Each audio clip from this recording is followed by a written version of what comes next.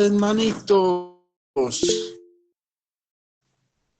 A ver, manden manitos.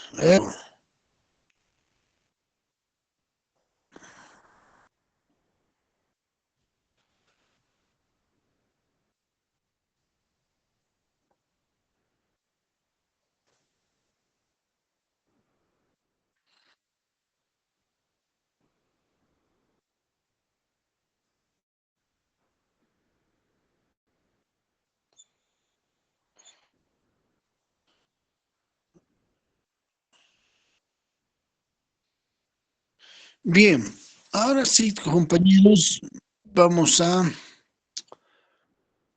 Siguen entrando jóvenes. El ruido.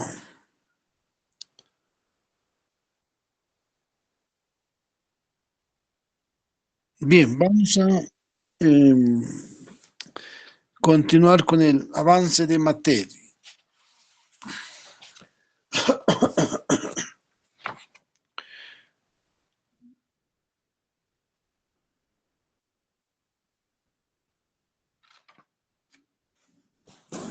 A ver,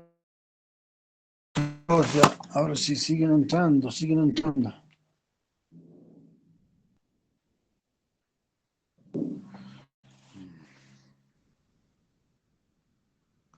Y a ver, vamos a esperar un entrante y meten, generan filo.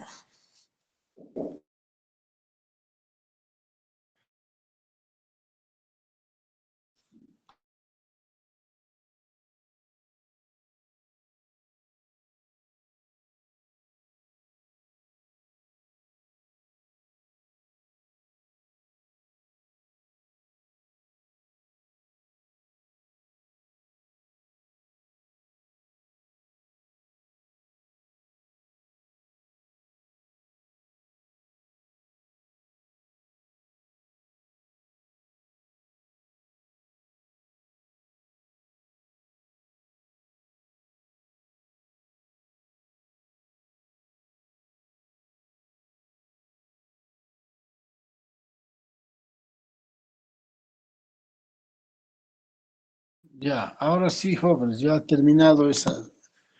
Bien, vamos a avanzar el tema. ¿Qué número de tema corresponde? A ver, vamos chicos, ¿qué número de tema? El tema número 14, doctor. Eso, parece que no estarán en clase los chicos, no me hagas renegar. Hablen.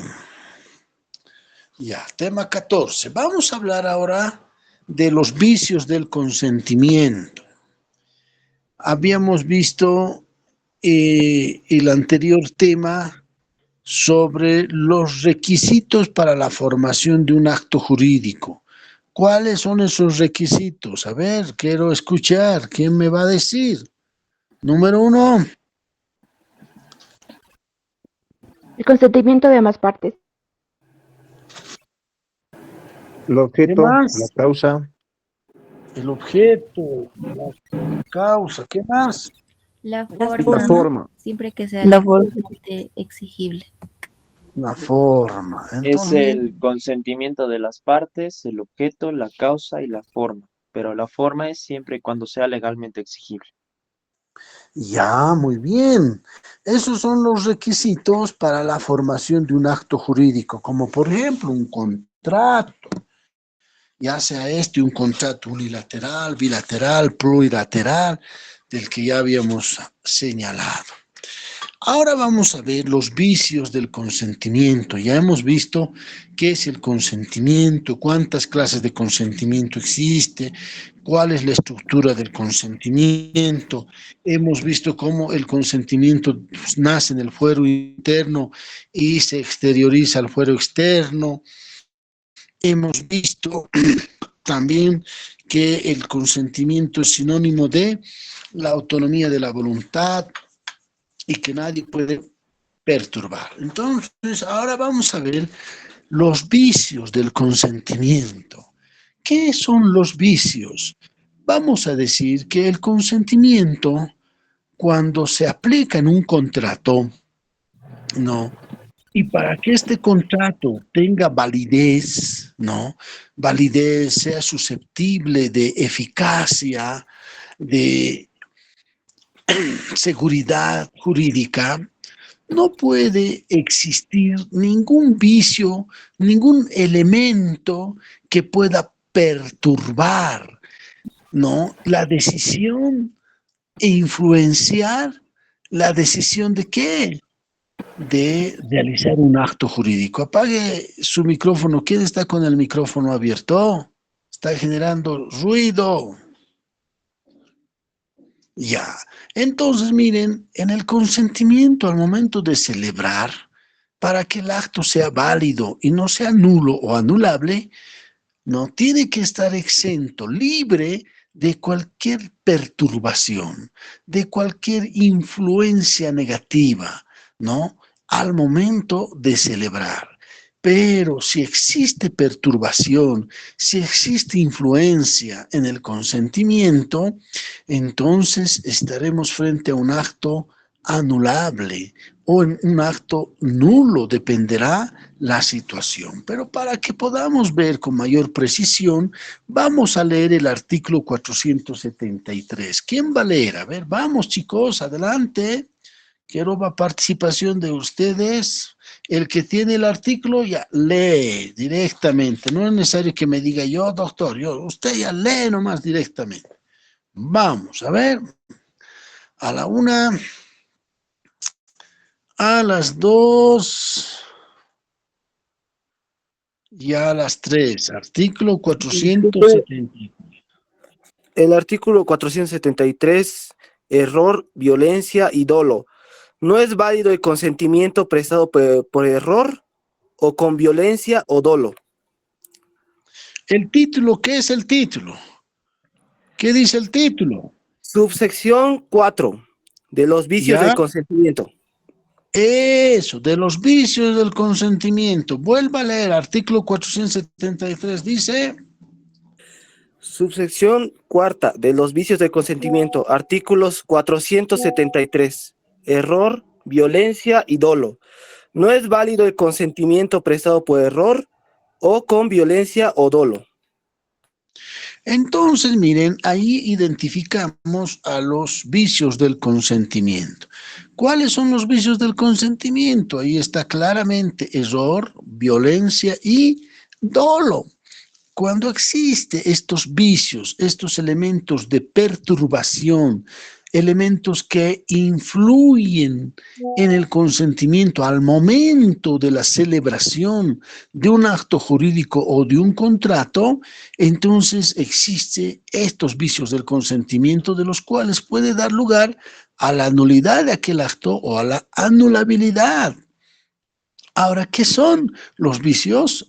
El error, la violencia y el dolo. Ahora veremos qué es el error, cómo se aplica el error en el consentimiento. Por ejemplo, desde una definición podríamos decir que el error es una falsa apreciación de la realidad, ¿no? Es una falsa apreciación de la realidad. Por esta falta implica una equivocación en el conocimiento de la misma, que puede producir, ¿qué? Una divergencia, que puede producir, diremos, un desequilibrio, que puede determinar un resultado equivocado, errado. Por ejemplo, el error en palabras cortas podemos decir es creer lo verdadero como falso o lo falso como verdadero. Es un error que puede recaer sobre qué. En el consentimiento puede recaer, por ejemplo, sobre una determinada disposición jurídica. ¿Qué quiere decir esto, una disposición jurídica? Por ejemplo, Camila quiere celebrar un contrato de compra-venta. En cambio, Luciano quiere celebrar un contrato de donación. ¿Hay una equivocación, hay un error? Sí, un error en la disposición jurídica. Camila quiere vender y Luciano quiere que se le done. Entonces hay un error porque uno está apreciando ¿no? Está apreciando lo falso como lo verdadero o lo verdadero como falso. Hay ese elemento que se puede dar también, no solamente en esta disposición jurídica, sino también en la naturaleza del acto o en la naturaleza jurídica del contrato. Puede haber un error en esa naturaleza o puede haber un error en la identidad del objeto, ¿no? Entonces, miren ustedes, sucede que el error, si no se despeja, si no se pone de acuerdo las partes contratantes, evitando cualquier tipo de error, el acto puede ser anulable o nulo. Por eso es que las partes, cuando hablamos del consentimiento, se deben poner de acuerdo. ¿Y qué? Ponerse de acuerdo es analizar, debatir sobre la figura jurídica que se va a celebrar, analizar bajo qué condiciones, bajo qué cláusulas, bajo qué parámetros se va, debemos, a suscribir este acto o este contrato, despejando de errores o de malos entendimientos. Entonces, miren, también se puede dar el error en la sustancia o en la cualidad de la cosa. Por ejemplo, decimos, Camila quiere comprar, por ejemplo, vamos a decir, un candelabro de oro, puro oro, pero acá diremos, Araceli le vende un candelabro bañado en oro, que no es lo mismo. Entonces, ¿qué está sucediendo? Hay un error. ¿En qué? Un error sustancial en la cosa. Porque uno quiere comprar de puro oro y la otra quiere vender bañado en oro. Entonces existe un error. Puede también darse un error sobre las personas. Los contratos también pueden celebrarse intuito persona. Quiere decir que la persona que en contrato sea él el que realice aquel acto, aquel compromiso, y no terceros. Por ejemplo, si yo contrato los servicios, por ejemplo, de Ramiro. Ramiro es un buen arquitecto, Ramiro es un reconocido profesional, tiene vasta experiencia en la construcción, y le digo, Ramiro, quiero que me construyas tú mi casa. Quiero que hagas una casa en la que pueda estar, digamos, segura, incluso antisísmica. Celebramos un contrato y yo estoy contratando a Ramiro por su experiencia, por su capacidad, por su profesionalismo. Eso es lo que hace que yo contrate a Ramiro. Pero cuando ya celebramos el contrato y empezamos la obra, resulta de que Ramiro delega a una tercera persona, a su colega, a Juan, que también es arquitecto. Pero yo ahí digo un ratito, yo no te he contratado a ti, Juan, yo he contratado a Ramiro por su experiencia, su capacidad, ¿no? Resulta de que aquí hay un error en la persona. ¿Por qué? Porque este contrato es intuito persona. Yo quiero que Ramiro sea el que haga y no delegue a Juan en la edificación de esta casa. Entonces, miren, también ahí se aplica ¿qué error? El error sobre las personas, porque hay contratos que se pueden celebrar intuito persona, ¿no? Entonces, en los errores se puede identificar, ya sea en la cosa, se puede identificar, ya sea en las personas. Entonces, miren, el consentimiento debe estar despejado de estos errores. ¿Para qué? Para que no busquemos, ¿no?, la nulidad. Ahora, el error también no solamente se puede recaer, diremos, en la cosa o en la persona o en la figura jurídica del contrato que se va a celebrar, sino que también se puede recaer sobre la cantidad y sobre el valor del objeto. Miren, ven ustedes que yo quiero, diremos, comprar una propiedad. Entonces yo estoy entendiendo que la señora me está vendiendo una casa en dólares, pero yo estoy entendiendo que me está vendiendo en bolivianos. Entonces hay un error en la cantidad. O estoy entendiendo que me está diciendo en $10,000 y yo le estoy entendiendo que será en 10,000 bolivianos. O puede ser que también, miren, la cantidad sea excesiva. La cosa no vale más de 10,000, pero me está vendiendo ¿en qué? Me está vendiendo, por ejemplo, en 20,000. Entonces hay un error sustancial en el cálculo de la cosa, del precio. Entonces podemos también pedir la anulabilidad. ¿Por qué? Porque hay un error. Miren, el error puede darse en estas situaciones. Ahora, ¿qué requisitos se cumple para establecer que hubo error? Requisitos del error. Uno de los requisitos que podemos ver es que debe ser determinante. ¿En qué consiste? Consiste en esa falsa apreciación de la realidad, ¿no? Es la razón fundamental de que me ha inducido a celebrar este contrato, porque si no hubiese existido esta realidad, yo no lo hubiese realizado.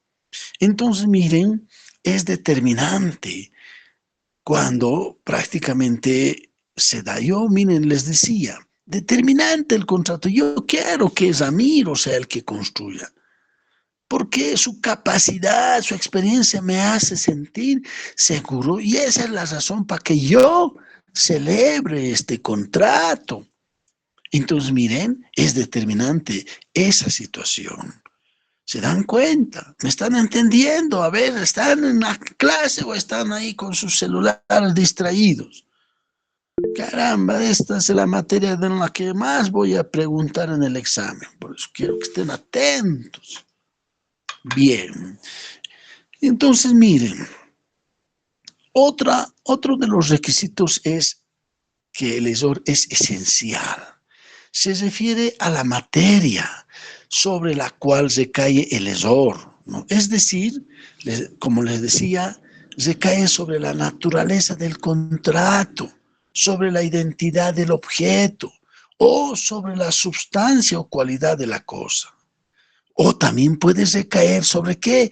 Sobre la identidad y las cualidades de las partes contratantes. Entonces, miren acá, lo que podemos ver es primero sobre el negocio jurídico. Cuando anoten sobre el negocio jurídico, cuando hablamos sobre el negocio jurídico, ¿a qué nos estamos refiriendo? Se refiere a que pretende realizarse, ¿no?, una determinada operación jurídica. Uno puede ser, como ejemplo, creer que la casa prácticamente se está vendiendo, ¿sí? Pero otro puede creer que la casa se está donando. Entonces estamos frente a un error del negocio jurídico. Como les decía, Karen quiere vender su casa. Pedro quiere recibir de Karen en donación y no en la compra-venta. Hay un error, sí, porque ambos piensan diferente. Ambos piensan una figura jurídica diferente y es un error que recae sobre el negocio jurídico. También podemos ver que puede recaer sobre la identidad del objeto. La identidad del objeto es creer que uno está comprando una casa en un determinado lugar, por ejemplo, en la zona de San Pedro, ¿ya? Pero el que está vendiendo pretende vender su casa que está en el Alto, en otra ubicación. Entonces, ¿qué hay ahí? Un error. ¿En qué? En la identidad del objeto. Yo quiero comprar la casa de Ramiro que está en San Pedro, pero Ramiro me quiere vender su casa que está en el Alto. Entonces, hay un error en la identidad del objeto. Otro de los errores que podemos ver es también sobre la sustancia del objeto. La sustancia del objeto consiste que cuando se cree que la casa que está construida con un material de primera calidad, ¿no?, se cree, pero sin embargo, esa casa está construida con un material pésimo, vieja, para derribarse. Entonces, ¿qué hay? Un error sobre la sustancia del objeto. Yo estoy pensando que me están vendiendo una casa, como ejemplo estamos poniendo, ¿no? Una casa que está construida con un buen material, que es sólido, que es de larga duración. En cambio, había sido una casa ya vieja o más o menos vieja, pero con un material de mala calidad. Entonces hay un error claro. ¿Cómo se llama? Error sobre la sustancia del objeto. Y finalmente podemos ver el error sobre las personas de las que les decía. Las personas, ahí está la identidad y la cualidad de la persona. ¿En qué consiste este error? Ya les decía, ¿no? Este error, por ejemplo, implica cuando hablamos de personas, nos estamos refiriendo a un contrato intuito personal. Ya, yo quiero contratar los servicios de este médico para que me opere porque es un famoso, tiene mucha experiencia, que todas sus operaciones son espectaculares, ¿no? Que dan seguridad. Entonces yo quiero hacer ese contrato con este médico para que él me opere, pero si él hace el contrato y designa a su colega para que me opere, es un contrato de error. ¿En qué? En la identidad de las personas. El ejemplo que le daba del arquitecto, por ejemplo, o de un abogado. Yo quiero que el doctor Torres Zambrana sea mi abogado porque es un buen civilista. Él me va a atender este caso y tengo certeza, es un hombre honesto, un hombre capaz, un hombre especialista en la materia, tiene buena fama, entonces quiero contratar sus servicios. Y resulta de que entonces Zambrana, ¿sí?, acepta el contrato, pero delega a su colega para que atienda el caso. Entonces yo digo, un ratito, yo lo he contratado a usted, hay un error en la identidad de la persona. ¿Por qué? Porque yo lo he contratado a usted por sus cualidades, por su experiencia, por su conocimiento, por sus valores, sus principios. Miren cuántas cualidades podemos mencionar. Entonces, miren, se da ese tipo de errores. Estamos viendo que los vicios del consentimiento. Estamos desglosando el primer vicio, que es el error. ¿Me están entendiendo, jóvenes? Manitos. Bien. Ahora vamos a hablar las clases de errores. Hay dos clases de errores, el error de derecho y el error de hecho. El error de derecho, lógicamente, se recae, diríamos, sobre el sentido o el alcance de una determinada ley, de una disposición jurídica.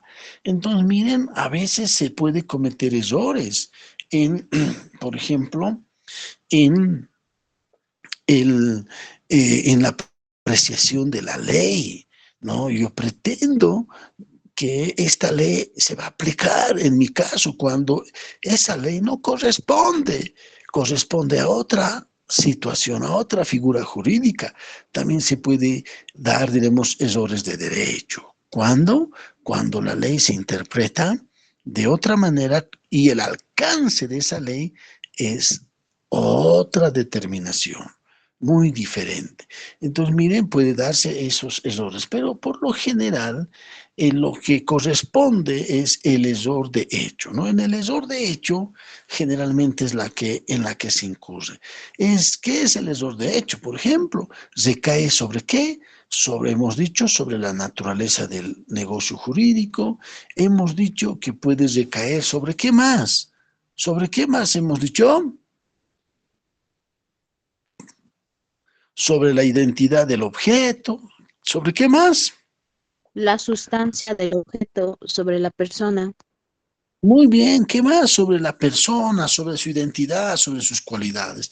Entonces, estamos frente a un error de hecho, porque se cae sobre esos temas. ¿Sobre qué? Una vez más voy a decir, sobre el negocio jurídico, que sería la naturaleza jurídica.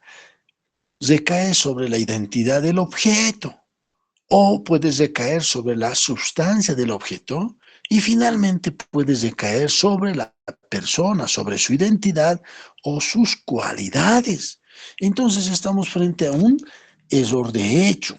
En cambio, el error de derecho recae ¿sobre qué? Sobre la ley, sobre la disposición jurídica. Creer que esa ley se aplica a mi caso, cuando no es así. Estoy en un error de derecho. Entonces, miren, así podemos desglosar, por ejemplo, las clases de error. Error de derecho y error de hecho. Ahora vamos a ir al segundo elemento, que es el dolo. ¿Me están entendiendo, jóvenes? El dolo. Bien. ¿Qué es el dolo? También podemos definir al dolo como aquel conjunto de artificios, de maquinaciones, como aquel conjunto de reticencia, ¿no? Que la persona o la parte se vale para celebrar un contrato o se vale de una tercera persona para celebrar un contrato.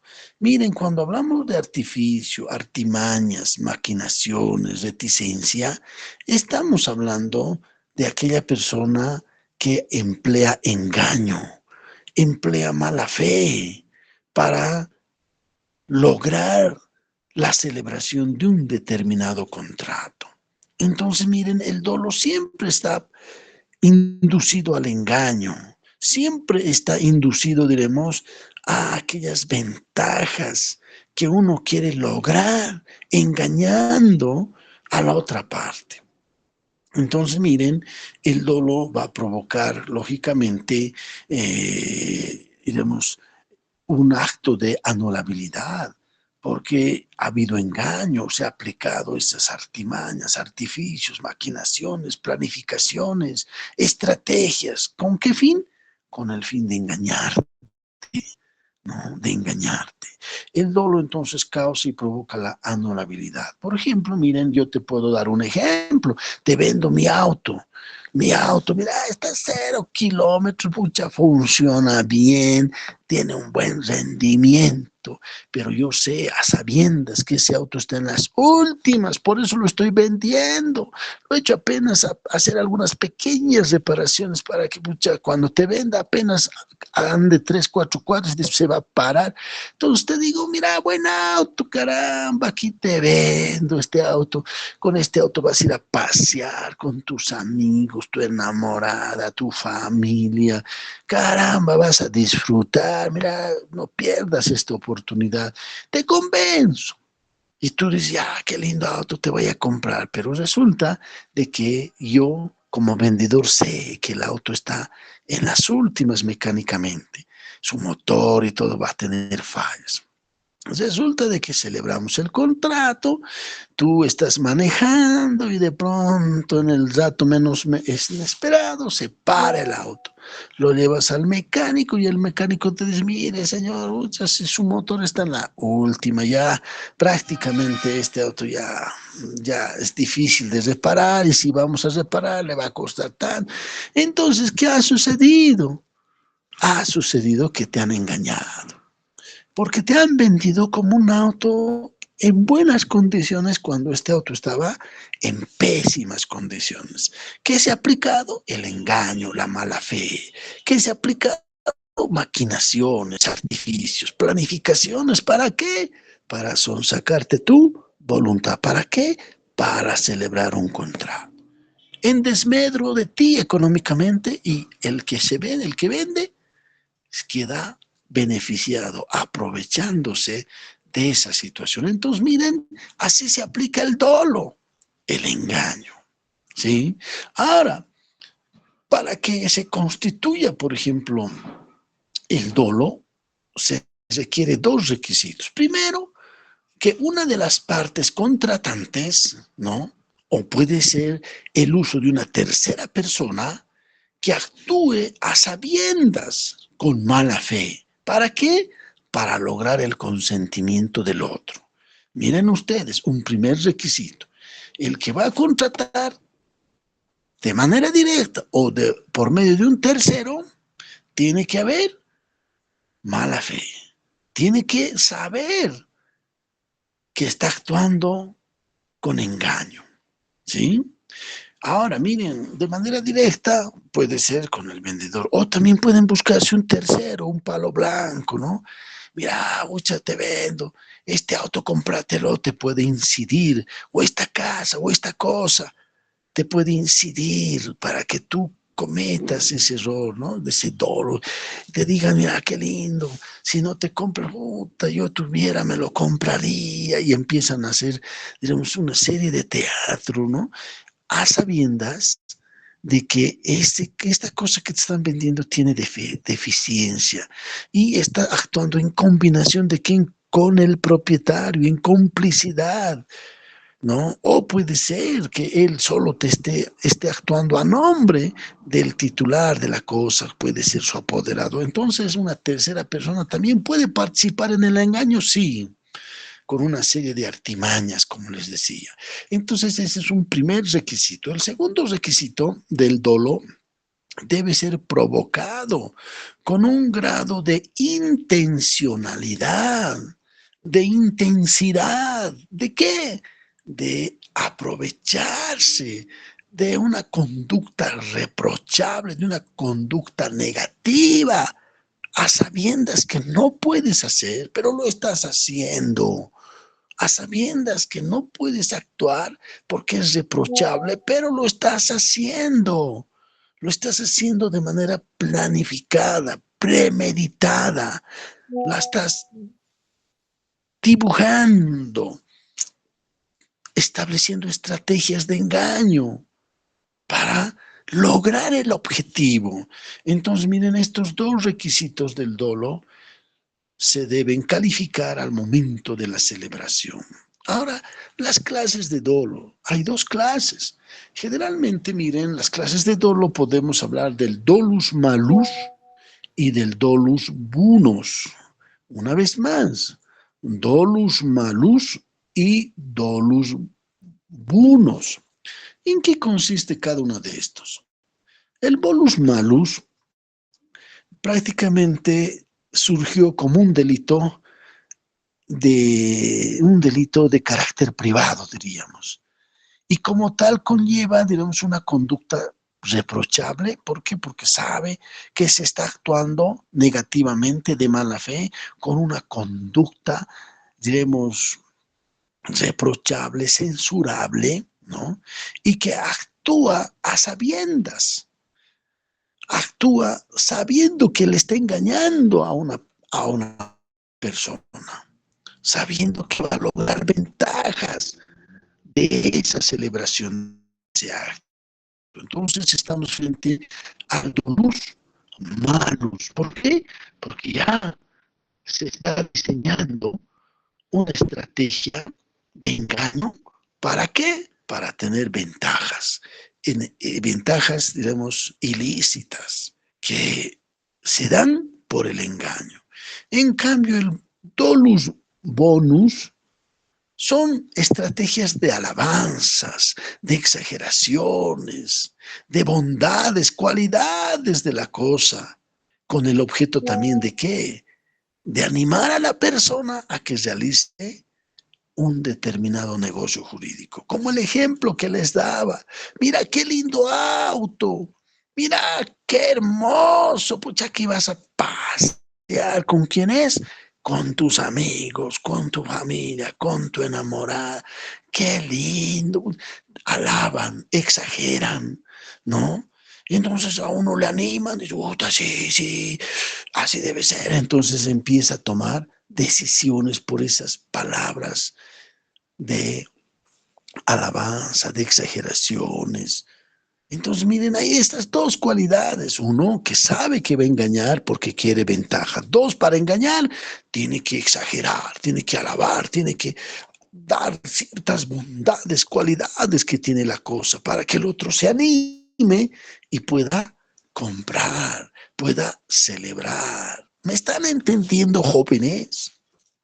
Parece que no están en clases. Lice, Solito me estoy hablando. disculpe, Lice, ¿Puedes repetir el concepto de dolus bonus? ¿Bonus? No estás en clases. Caramba. Sí, solo Vale. se me ha entrecortado la primera parte y no le he podido anotar, solo le he podido anotar hasta alabanzas y de ahí se me ha entrecortado y Ya, no le he podido escuchar. el dolus bonus, se refiere a que una de las partes utiliza palabras de alabanzas, palabras de exageraciones sobre aquellas bondades o cualidades de la cosa. ¿Con qué? Con el objeto de animar a la otra persona. ¿A qué? A que realice, a que realice un determinado negocio jurídico, como el ejemplo que les daba, la venta de un auto. Te animo, porque lanzo alabanzas, exageraciones de las cualidades de la cosa, pero sabemos que esas cualidades de la cosa, esas alabanzas son falsas, no son verídicas. ¿No? ¿Con qué propósito? De lograr que se consolide el negocio jurídico. Entonces, miren, ¿qué estamos aplicando? Dolo. El dolo van juntos, el dolus malus y el dolus bonus. El dolus malus es a sabiendas que voy a engañar para tener ventajas. Pero ahora, ¿cómo hago? Uso el dolus bonus, voy a hacer alabanzas, exageraciones y bondades y de las cualidades de la cosa para que éste se anime y realice el contrato o realice el negocio jurídico. Entonces, miren, así el dolo se va aplicando. Ahora, el dolo, lógicamente, tiene sus requisitos. Primer requisito son los elementos materiales. Miren, volvemos a insistir, el dolo, para que exista, debe estar compuesto por elementos materiales, ¿no? Es decir, debe existir alguna maquinación, planificación, alguna artimaña, ¿no? Entonces, alguna estrategia de mala fe, ¿no? De manera exterior. ¿Para qué? Para lograr un beneficio. En cambio, el otro requisito es la reticencia. ¿En qué consiste? Está constituida por el silencio, por la omisión o por determinadas circunstancias en las que tiene el deber de comunicar y no los comunica, los calla, los silencia. Eso también es dolo, por decir, tú sabes que está mal el vehículo que me quieres vender, pero no dices nada, te callas, guardas silencio, haces omisión de ello. Eso también constituye un dolo. ¿Por qué? Porque tú sabes, tú conoces, pero no lo declaras, guardas silencio. Entonces, miren, ese es el segundo elemento.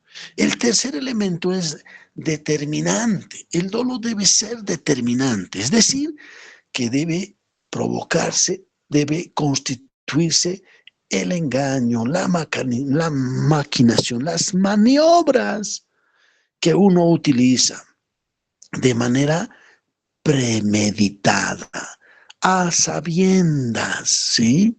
Que no es que no sabías, que no es que no conocías, que tú no desconocías, no, a sabiendas. Por eso es que ha hecho el acto, porque ese es el motivo principal, ¿no? De la que estás empleando para la celebración de este acto jurídico.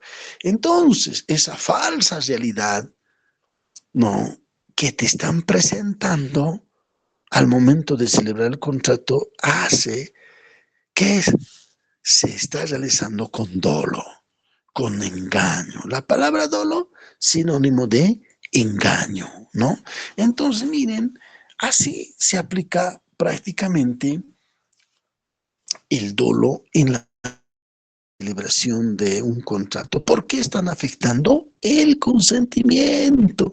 Están atacando al consentimiento para que tú celebres aquel acto jurídico, celebres aquel contrato. Ahora, ¿cómo participa un tercero en la formación de un contrato con dolo? Muchas veces, miren, cuando existe la combinación entre el dueño con un tercero, vale decir, entre la conducta de un tercero y la conducta de la otra parte, que va a recibir beneficios por la falsa apreciación de aquella realidad. Entonces hay una complicidad, se ponen de acuerdo entre esta tercera persona y esta otra. Ambos saben que el producto está mal, ambos saben que están engañando, ambos saben que quieren ventajas, por eso van a planificar, por eso es que el tercero va a participar para consolidar el consentimiento. Entonces, miren, un tercero induce a la otra parte a consentir, a celebrar aquel acto, ¿no? También aplica falsa apreciación de la realidad. Él también puede alabar, puede exagerar de la cosa, animándole al otro a que compre. Una vez celebrado el contrato, lógicamente este tercero va a tener beneficios, igual que el titular, porque va a recibir tal vez una comisión, una compensación de su participación dolosa. Entonces, mire, aunque la parte contratante no tenga, diremos, conocimiento de la conducta, que es una conducta reprochable de aquella persona, ya sea de tercera persona, también ella va a beneficiarse de ese dolo. Entonces, el que no tiene conocimiento es la persona que no conoce, es el que va a celebrar, el que va a comprar inocentemente, va a creer en sus palabras, va a creer que le están hablando la realidad, la verdad, pero en el fondo es una falsa apreciación, es un engaño, es una vulneración. Entonces, miren, vemos aquí el dolo. Sin embargo, yo quiero que ustedes lean el artículo 474 para hablar sobre también el error del que ya les he mencionado. Quiero que también vamos a ir leyendo, en este caso del dolo, el artículo 482. A ver, ¿quién quiere leer el 482?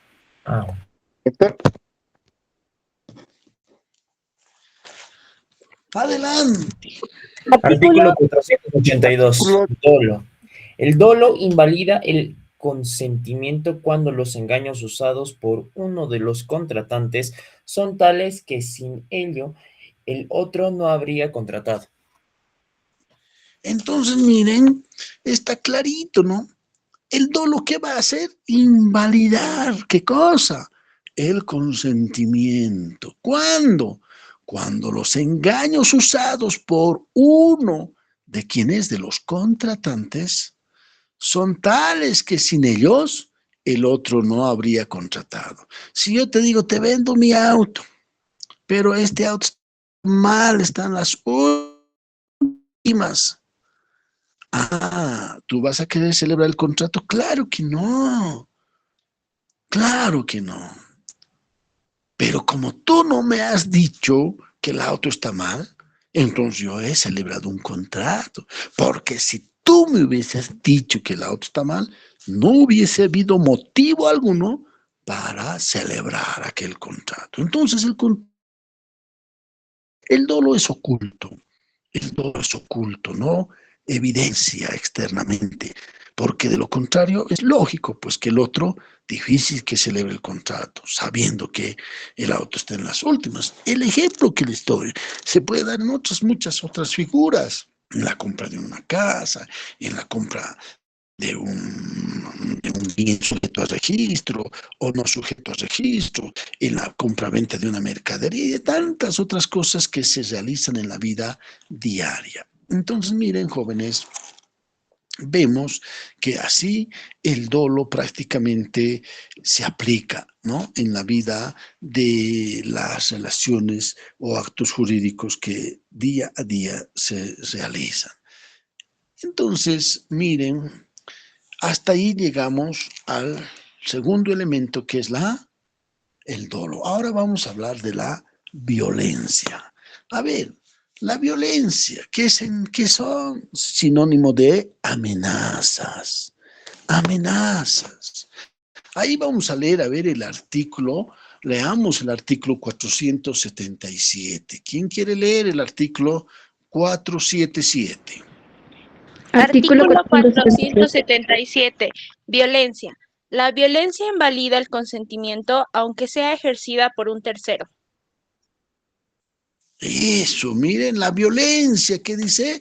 La violencia invalida que el consentimiento, aunque sea ejercida por un tercero. También aquí puede actuar un tercero, no siempre la otra parte. En el dolo puede actuar un tercero. En la violencia puede actuar un tercero. Pueden combinar, poniéndose de acuerdo para sacarle el consentimiento a la otra parte. Entonces, ¿qué es la violencia? ¿Cómo definimos la violencia? Diríamos que es toda impresión ilícita que lleva a una de las personas a contratar, ¿no? A contratar o a celebrar un acto jurídico por temor de algún mal considerable. Dar su consentimiento para que no sufra esa amenaza, esa violencia, ese temor, que no podría, sin existir ese temor, sin existir esa amenaza, no podría darse la celebración de aquel contrato. Está sujeto a qué? A una amenaza. Por ejemplo, véndeme tu casa, porque si no me vendes tu casa, caramba, voy a hacer secuestrar a tu hija, a tu hijo, voy a hacerte secuestrar, o te voy a hacer liquidar, o voy a hacerla secuestrar a tu esposa. Entonces, miren, una amenaza. Y por temor a eso, que no suceda, dices, ya muy bien, ya te voy a vender, pero no me hagas daño, no me hagas daño. Te voy a vender. Entonces, violencia. ¿Por qué empiezas a vender? No, ni soñabas vender. No había nacido en tu fuero interno el deseo de vender la casa. Pero se está aplicando violencia. Te están amenazando. Porque si no lo haces, va a suceder el daño a la familia o el daño personal. Entonces, mire ya, apague por su micrófono. ¿Por qué prende? Torres Zambrana. ¿Me escuchas? Doctor, perdón, mil disculpas. Entonces, ya, espero que estén en clases. Entonces, miren, la violencia se aplica de eso. Entonces, la violencia, ¿qué va a producir? Miedo, un miedo grave. Va a producir que te sientas coaccionado, ¿no? Amenazado, obligado. Entonces, la violencia que provoca miedo, que provoca esta caución ilícita, ¿no? Hace que tú celebres un contrato por intimidación, por evitar un grave daño a tu persona o a algún miembro de tu familia. Entonces, das tu consentimiento, realizas un acto jurídico, pero ese acto jurídico está viciado de violencia. Entonces, miren, sucede en la vida real, sí, violencia, amenazas, ¿no? A veces, incluso cuando uno es secuestrado, te piden recompensa y si no, la vamos a matar y amenazas. ¿Y por qué no sucede eso? Ya cedes cosas que a veces no está permitido. Entonces, la violencia también se compone por dos elementos. Un elemento objetivo, que se refiere a aquellos hechos externos, como por ejemplo aplicar los malos tratos, lesiones físicas, agresiones físicas. ¿Cómo se puede aplicar? Primero, por ejemplo, violencia.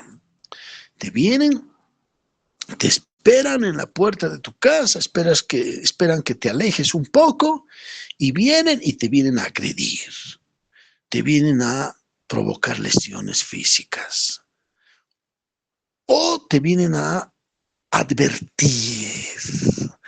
Sí. Entonces, ahí vemos hechos externos. Ya te están dando el mensaje. Ya te están dando el mensaje para que tú celebres este acto.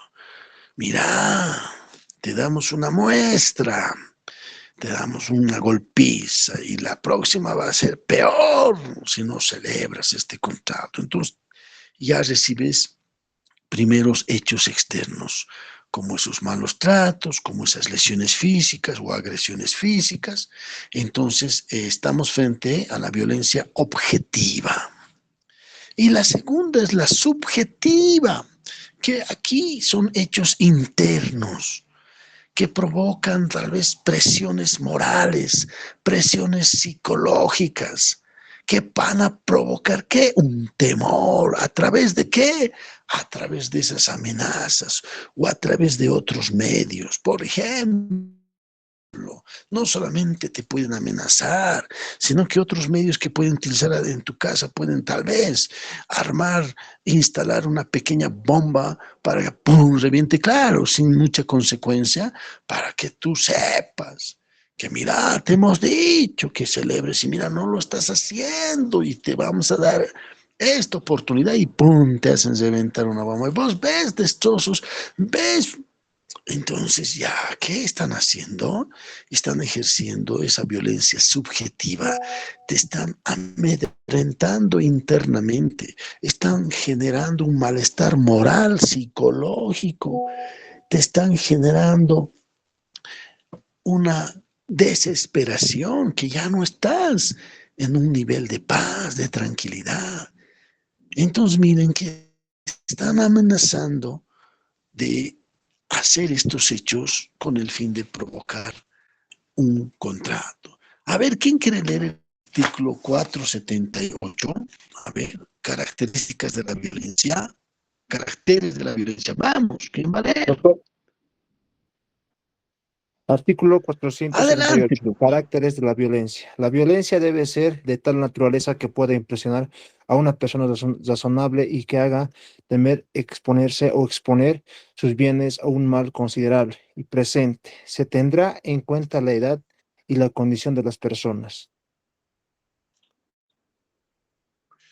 Bien, miren, la violencia debe ser de tal naturaleza que pueda, que dice, impresionar. ¿A quién? A una persona razonable, culta, conocedora. ¿Y qué? Y le haga temer, le infunda temor. Exponerse o exponer sus bienes, ¿no? A un mal considerable. Miren, se dan cuenta, aquí se debe tomar en cuenta que es una persona razonable, se debe tomar en cuenta su edad, su condición, y lógicamente, si una persona es razonable, que ha sufrido amenazas, ha celebrado un contrato del cual no quería, o por su edad, o por su condición humilde. Entonces, miren, la violencia se aplica lógicamente a través de estas formas. Ahora leeremos la violencia dirigida contra ciertas o ciertos terceros. A ver, 479.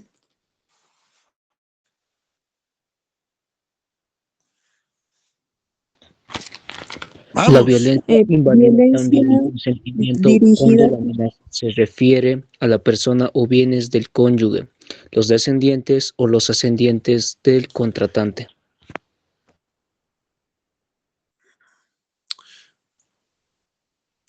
Entonces la violencia invalida también el consentimiento cuando la amenaza se refiere a quién, a la persona o a sus bienes del cónyuge. También puede ser dirigida a los descendientes, a los ascendientes. ¿De quién? Del que queremos que haga el contrato. Entonces miren, ahí vemos también las clases de violencia. ¿Cuáles son? La violencia física y la violencia moral. ¿Cuándo es la violencia física? Ya les he explicado. Es cuando la naturaleza que priva al sujeto, a la persona, su voluntad, está siendo violentado para que actúe sin que entienda, sin que decida, lo está haciendo bajo fuerza, ¿no? Bajo amenaza, obligado a estampar ¿qué? Su firma, sus impresiones digitales, ¿no? En un documento, en un acto jurídico. Y esto puede ser incluso la violencia física, puede ser a través de golpes físicos, como les decía, o la gente pueda utilizar a terceras personas para que agredan físicamente. No siempre el que quiere celebrar puede ser, sino puede ser echar mano de una tercera persona. Y la violencia moral, ya les he dicho, está conformada por las amenazas, por las vías de hechos internos que constituyen una presión, que generan un temor, ¿sí? Que siembran zozobra. Entonces, de tal manera que la persona está afectada psicológicamente, perturbada en su paz, en su tranquilidad. Y para terminar, esta situación decide contratar, decide darle fin a esta situación porque quiere recuperar su paz. Entonces, miren, la violencia física es externa y la violencia moral es interna, que puede operar en la vida de las personas. Ahora, los requisitos de la violencia, ¿cuáles son? Primero, la presión o el ejercicio, ¿no? Ilegítimo, antijurídico e injusto que utiliza una persona para celebrar el contrato. El segundo requisito se realiza en la legítima, que es innecesaria, que existe, por ejemplo, una relación contractual entre las partes, por ejemplo, un acreedor que ejerce presión a su deudor. ¿Para qué? Para que ofrezca una garantía, ¿no? Con el fin de cumplir una determinada obligación. La presión también puede ser legítima, como por ejemplo, ¿en qué casos? Miren, yo te he servido de garante, tú te has prestado el dinero, pero ahora no estás pagando. A mí me están haciendo pagar. ¿Qué pasa? Vos ofrecés ya otra garantía, entonces, ¿puedo presionarte? Sí. ¿Es legítima? Sí. ¿Por qué? Porque yo te he hecho el favor. Y tú te estás beneficiando. Y es más, ni siquiera estás cumpliendo. Entonces, esa presión puede ser legítima en relaciones de préstamos, cuando alguien no da una garantía real o cuando alguien se constituye en garante y el otro no cumple y a ti te están ejecutando por ser garante.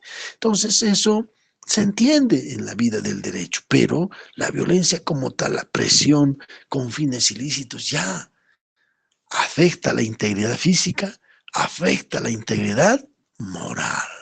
Entonces miren, resulta que también esto puede ser empleado, ya les he dicho, por una tercera fin de lograr objetivos. Entonces, generalmente esto, ¿dónde se ve? Se ve incluso en temas, diremos, de novelas, películas, de acción, pero en la vida real también se ve.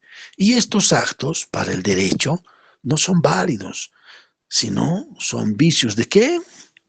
¿Vicios de qué son?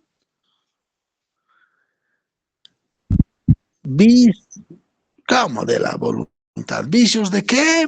De consentimiento. Eso, vicios del consentimiento. Entonces, miren, prácticamente la violencia que representa la amenaza no puede ser convalidada como un acto válido. A ver, ¿quién quiere leer el 481? Artículo 481. Amenaza de de hacer hacer valer. El uso o la amenaza de hacer valer una vía de derecho solo invalida el consentimiento cuando está dirigida a conseguir ventajas injustas. A ver, vuelvan a leer. Artículo 481. Amenaza de hacer valer una vía de derecho. El uso o la amenaza de hacer valer una vía de derecho solo invalida el consentimiento cuando está dirigida a conseguir ventajas injustas. Entonces, miren las amenazas que invalidan el consentimiento, que buscan ventajas injustas. Por lo tanto, estos actos van a ser anulables por el derecho, porque una persona, para celebrar un contrato, ¿qué les he dicho? El consentimiento, ¿dónde nace, jóvenes? Nace del fuego interno. Dice, a ver, quiero vender. Ya empieza a meditar, desde lo vendo, esas ventajas voy a tener. Si no lo vendo, no voy a poder hacer esto. Pero también si lo vendo, me voy a quedar sin la casa. Entonces, ¿qué hace? Está meditando las ventajas y las desventajas. Segunda etapa, toma una decisión. Lo vendo. O dirá, no lo vendo. Tercera etapa, exterioriza voluntad del consentimiento y hace a viva voz. En cambio, cuando el consentimiento está bajo amenaza, no pasa por estas etapas que nace en el fuero interno, que decide, que exterioriza, sino las hace por temor, por no sufrir esas amenazas, esos dolores. Entonces, miren, lógicamente, pues invalida la validez de aquel contrato. ¿Me están entendiendo, jóvenes? ¿Me están entendiendo este tema sobre los vicios del consentimiento? No hay otra manera más clara poder explicar. A ver, chicos, ¿alguna pregunta? ¿Alguna consulta que tengan? No me digan, repítamelo esto, repítamelo. Eso ya no puedo. Preguntas, dudas. A eso me refiero. Sobre el tema. Tienen la palabra, compañeros, si alguien quiere preguntar. Una consulta. Cuando el hecho ya se ha realizado, ¿qué es lo que se podría hacer, digamos, en la compra de un vehículo? Por decir, ya se ha realizado el contrato, pero resultado que este vehículo había sido inclusive chuto, que uno en el chasis, una de los números ha llegado a saltar. Y ya se ha comprado, y en estos casos, ¿qué se llegaría a hacer? Y es más, fuera de ello, digamos, cuando se ha realizado el contrato, esta persona donde han comprado ya ha resultado de que no vivía allí, de que prácticamente se ha perdido a la persona. ¿Qué se podría llegar a hacer en ese caso, doctor? Esa consulta ya se tiene que pagar. Esa consulta ya es personal. Ya, a ver, ¿dónde está mi auxiliar, mi ayudante? Anote el nombre para cobrar honorarios profesionales. Ya vamos a darle la respuesta. ¿Entiende? Bien. El tema es lo siguiente. Tienes dos vías. Una vía que puedes plantear la anulabilidad de aquel contrato por existir dolo, engaño, porque a sabiendas te han vendido un auto chuto, y ¿qué han hecho? Incluso se han inventado del número del chasis, ¿no? Han hecho ciertas operaciones. ¿Qué va a lograr? La anulabilidad va a lograr la restitución de tu dinero más daños y perjuicios. También puedes ir por la vía penal, por estafa, porque te han vendido usando, engañando, utilizando el dolo, ¿sí? El dolo. Entonces, ¿qué buscas con el tema penal? Vas a buscar que se lo sancione penalmente, se les restringa su libertad, vale decir cárcel, pero también se le va a pedir el resarcimiento civil que te ha ocasionado. Entonces, generalmente, estas cosas suceden y de pronto desaparecen, te venden y desaparecen de su domicilio, ya no dejan rasgos. ¿Para qué? Para que tú ya no puedas, debemos buscarlo, demandarlo, quieres demandarlo, pero ya no sabes dónde vive, y te ponen una serie de obstáculos para que la estafa, que la venta con dolo quede consolidada y bueno, quedes ahí, te hemos perdido. Pero acá si eres consecuente, diligente, vas a poder lograr su paradero para efectos de la notificación, para efectos de que éste repare aquel daño, ya sea con la devolución del dinero más daños y perjuicios, o ya sea por la vía penal, por estar en la que cumpla la de no puede engañar, el resarcimiento. Todo esto representa un proceso que lógicamente toma su tiempo, ¿no? Y significa tiempo, significa dinero, significa perseverancia para dar con estos delincuentes, diríamos, porque actúan a sabiendas, actúan de mala fe. Entonces, miren, eso es lo que uno tiene que hacer. Para plantear la anulabilidad hay que asegurarse que éste tenga bienes a su nombre para que cuando uno pida la anulabilidad y se sienta garantizado la devolución del dinero, se pide la anotación preventiva de sus bienes, que pueden estar en derechos reales. Pero si este no tiene bienes, entonces hay que ir por la vía penal para buscar la detención y de esa manera presionar a que él devuelva, porque él no va a querer estar detenido, va a preferir arreglar y decir, bueno, te devuelvo. Entonces hay que ver estos dos aspectos, ¿no?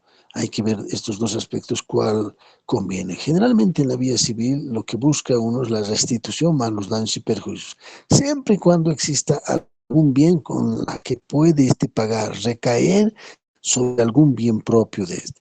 Pero si no tiene, porque estos son estafadores que hacen desaparecer sus bienes, incluso su domicilio, desaparecen, entonces es conveniente ir por la vía penal para buscarlo con mandamiento de pena, ya ahí se lo detiene. Y como él va a estar detenido, va a estar sujeto a proceso penal, entonces él va a tener restricciones de sus derechos y al no querer tener eso, va a tener que arreglar, ¿no? Reparando aquel daño. Entonces eso se debe ver como una estrategia analizando la situación, ¿no? ¿Cuál es más favorable dependiendo de aquel que ha estafado? Bien, ¿alguna otra pregunta, jóvenes? Bien, vamos a quedar aquí, ya damos por terminada la clase. Mañana también nos vemos virtualmente, que está atravesando el país. Nos vemos en la clase virtual. Hasta mañana, compañeros. Hasta mañana, doctor. Hasta mañana, doctor. Hasta mañana, doctor. Hasta mañana, doctor.